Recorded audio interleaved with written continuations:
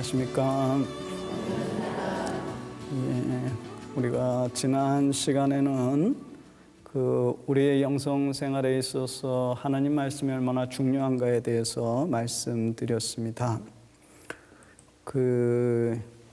현대 그리스도인 영성 생활에 있어서 하나님 말씀에 대한 중요성을 예전에는 그렇게 강조가 안 됐지만은 교회가 현대 교회 특히 계속 이 말씀의 중요성에 대해서 강조하고 있습니다. 전례적으로도 이렇게 보면은 여러분들 성당에 이렇게 들어가시면은 되게 이렇게 등이 어디에 있나요? 성체 등 있죠, 하나. 성체에 대한 신심이 또 이제 중세에 또 강하다 보니까 이 성체가 또 감실이 제대 중심으로 오게 된 거예요. 원래는 한쪽 지금 우리 여기 외관수도원 대성당 감실을 지금 한쪽에다 이렇게 모셔놨듯이 초대교회는 감실이 이 성당의 중심이 아니었습니다. 근데 이것이 성체 신심이 강조되다 보니까 이 중심이 돼버리고 이제 제대보다도 더 성체에 이렇게 절하고 이렇게 되는데 원래 그런 정신하고는 조금 이제 좀 다르게 이제 되었습니다. 여러분들 이 말씀에 대해서는 그렇게 전례적으로 이렇게 전례 공간 안에서 어디에 드러나요? 말씀이 중요함을 별로 잘 이렇게 성당에 딱 들어갔을 때 드러나지 않죠. 저는 개인적으로 성체와 말씀 함께 강조돼야 된다고 생각을 합니다. 그래서 전례 공간 안에서도 이렇게 같이 강조될 수 있다면 참 좋을 것 같아요. 제가 방문했던 여러분들 센터링 프레이어 일어난 수도원이 어딘지 아세요? 센터링 프레이어. 이제 저희 수도원에서는 센터링 프레이어를 구신기도라고 이제 오래전부터 번역을 해서 사용하고 있는데 제가 번역한 구신기도 센터링 프레이어입니다. 이것이 이제 현대 또 한국에선 최근에 또 향신기도 이렇게 이야기하지만 그 전에 벌써 우리는 계속 구신기도라고 번역해서 사용했는데 센터링 프레이어가 일어난 곳이 혹시 어딘지 아세요? 미국입니다. 미국 동부의 동쪽에 매사추세츠 주가 있어요. 거기에 조그만 마을 스펜서라는 마을이 있습니다. 거기에 아주 아름다운 센 조셉 애비 성 요셉 수도원이 있어요. 바로 거기에서 그 수도원에서 시작된 거라기보다는 그 수도원 안에 들어가시면은 삼각형으로 된 아주 이쁜 피정집이 있어요. 조그만 피정집. 바로 거기에서 시작되었어요. 그래서 이것이 이렇게 여러 사람들에게 이제 알려졌는데 그 수도원에 아주 큰 수도원이에요. 아주 아름다운 수도원입니다. 나중에 혹시 사진을 좀 볼 수 있으면 함께 볼 수 있겠지만은 그 수도원에 딱 들어가면은 그 전례 공간 안에서 성당 안에 대성당 안에 등이 두 개가 있는 거예요. 하나의 등은 성체 등이에요. 성체에 이렇게 등이 하나 켜져 있고 또 하나 등이 있어요.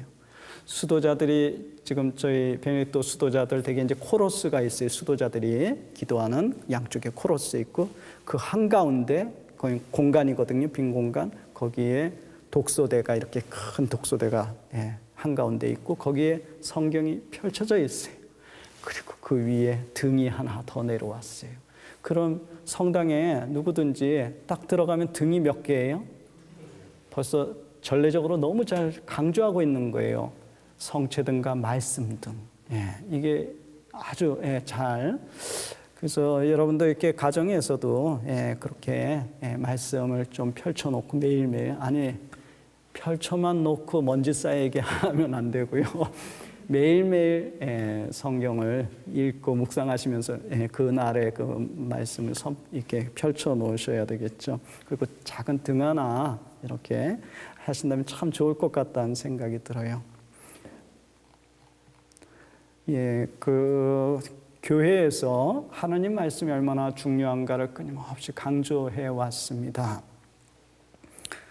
교회는 초세기부터 현대 오늘날까지 우리의 삶에 있어서 영성 생활에 있어서 또 그리스도인 삶에 있어서 하나님 말씀이 매우 매우 중요함을 강조해 왔습니다. 교회가 그 하나님의 말씀이 중요하지 않다라고 했던 적이 있을까요? 이렇게 묻는 것은 없다는 얘기죠. 예, 없습니다. 예, 중세는 암흑의 시대였어요. 그죠? 많이 배우지 못했어요. 그래서 혹시라도 무지한 사람들이 성경을 읽고선 잘못 오류에 떨어질까 봐 읽지 않도록 권고했던 적은 있지만은 성경이 중요하지 않다라고 얘기한 적은 한 번도 없다라는 겁니다. 특별히 제2차 바티칸 공의회는 모든 신자들이 그리스도교 생활의 완성과 사랑의 완덕을 실현하도록 불리었음을 강조하고 있습니다. 교회 원장 40항에서요. 여러분들 그 완덕 하면은 또 관상, 이건 오직 예전에는 누구에게만 해당된다고 생각을 했죠? 수도자들. 또 이렇게 그렇게 생각했는데 현대는 그게 아니에요. 모든 그리스도인들, 우리 모두가 다 완덕으로 불렸다는 겁니다. 이것은 이러한 완덕으로 나아가는 데 있어서 구체적인 말씀, 성경을 자주 읽고 묵상함으로써 그 완덕에 도달하게 됨을 요한 바오로 2세 교황님께서 강조하셨습니다. 사실 하나님의 말씀인 성경은 인간의 저술이라기보다는 오히려 하나님의 계시로 이루어진 책입니다. 이것은 우리들에게 삶에 대한 참된 지혜라든지 또 진리, 이것이 무엇인지를 우리들에게 가르쳐주고 있습니다. 그래서 교회는 언제나 이 하나님의 말씀을 또 성경과 성전을 우리 신앙의 최고 규범으로 간직해 왔습니다. 계시헌장 21항에 보면은 제2차 바티칸 공의회 계시헌장 21항에 보면 이렇게 이야기하고 있습니다. 하나님의 말씀에 대해서 강조합니다. 이 하나님의 말씀은 교회를 지탱하는 힘이라고. 또 그리스도인들에게 신앙의 힘과 마음의 참된 양식, 또 우리의 영성생활에 마르지 않는 풍요로운 셈이라고 이렇게 강조하고 있습니다. 계시헌장 21항에서요. 그 바오로 사도의 히브리서 4장 12절에 보면은 이 하나님의 말씀은 기억하십니까? 히브리서 4장 12절 말씀 한번 떠올려 보세요. 하나님의 말씀은 살아있고 힘이 있으며 또 어떤 쌍날칼보다도 더 날카롭다는 거. 근데 그리스도인들이 매일 하나님의 말씀을 읽고 묵상하지 않기 때문에 우리는 이 바오로 사도의 말씀을 이렇게 변질시키고 있다는 거예요. 즉 하나님의 말씀은 힘이 없으며 죽어 있고 그 어떤 쌍날칼보다도 더 무딥니다라고요. 우리 그리스도인들이 영성생활을 해나가면서 말씀을 가까이 하지 않기 때문에 하나님의 말씀을 이렇게 변질시키고 있다는 사실입니다. 그리스도인으로서 성경을 떠나서는 온전한 신앙생활 기대할 수 없습니다. 하나님을 만나는 지름길이 있다면 그것은 바로 성경임을 직시할 필요가 있습니다. 그래서 매일 하나님의 말씀인 성경을 읽고 듣고 되새기는 노력을 소홀히 해서는 안 됩니다. 교회의 여러 문헌들 한결같이 이 말씀의 중요성을 이제 강조하고 있고 또 성경 독서를 강조합니다. 계시헌장 25항에 보면요, 이렇게 이야기합니다. 모든 그리스도인들 하면 누구죠? 모든 그리스도인들 하면 누가 속해요? 세례받은 모든 분들. 여기에는 사제든 평신도든 또 누구죠? 수도자든 또 주교님이든 추기경님이든 교황님도 다 그리스도인 안에 다 들어오는 겁니다.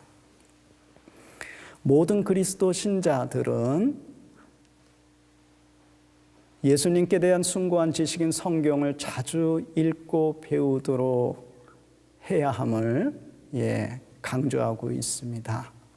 또 사제의 직무와 생활에 관한 교령에 보면은 사제들은 말씀을 전해야 할 그런 직분이 있기 때문에 하나님의 말씀을 먼저 매일 스스로 읽고 듣고 실천함으로써 주님의 제자됨의 길을 충실히 가야 함을 강조하고 있습니다.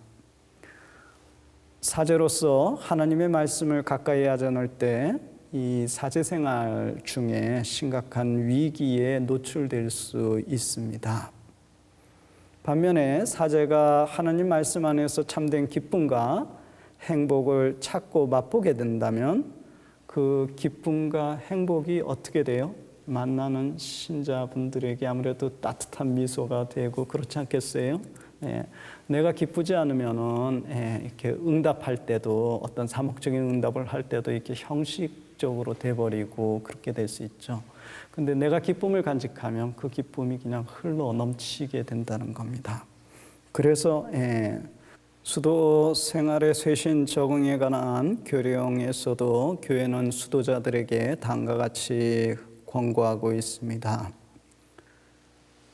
수도자들은 예수 그리스도의 뛰어난 지식을 얻기 위하여 무엇보다도 먼저 하나님의 말씀인 성경을 매일 손에 잡고 그 말씀을 읽고 묵상해야 한다라고 제6항에서 지적하고 있습니다.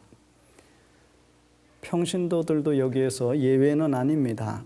그 평신도 사도직에 관한 교령에서도 모든 평신도들은 자신을 부르시는 그리스도의 말씀에 귀를 기울이고 성령께 기꺼이 응답할 수 있어야 함을 강조하고 있습니다. 제33항에서요. 성경에 보면 주님의 한 말씀은 상당한 이렇게 능력을 또 권위를 갖습니다. 예수님의 그 한 말씀이 사탄을 물리치고 죽은 자를 소생시키고 부활이 아닙니다. 소생이죠. 나자로의 살려낸 것은 부활이라고 하지 않고 소생입니다. 또 마귀 들린 자를 또 치유해 주시고 나병에 걸린 이들을 또 치유해 주시고 그 한 말씀이 상당한 힘과 능력을 갖고 있습니다. 우리 그리스도인들은 이러한 주님의 모범과 가르침에 따라서 하나님의 말씀에 대한 굳은 믿음을 간직하고 말씀 안에서 살아가야 합니다. 하나님은 당신 말씀인 성경 안에서 지금 그리고 여기에서 구체적으로 우리 각자에게 말씀하고 계십니다. 그러므로 하나님의 백성인 우리 모두는 성령께 마음을 활짝 열고 항구한 인내와 또 노력으로 렉시오 디비나를 통해서 성경을 맛들이고 음미함으로써 우리의 영적인 삶이 더욱더 풍요로워질 수 있도록 해야 합니다. 요한복음 5장 24절에 보면은 내 말을 듣고 나를 보내신 분을 믿는 사람은 영원한 생명을 얻게 된다고 이야기합니다. 그분은 이렇게 우리들에게 약속하셨습니다. 내 말을 듣고 나를 보내신 분을 믿는 사람은 어떻게 해요? 영원한 생명을 얻게 된다는 약속입니다. 오늘 강의는 여기까지 하도록 하겠습니다. 감사합니다.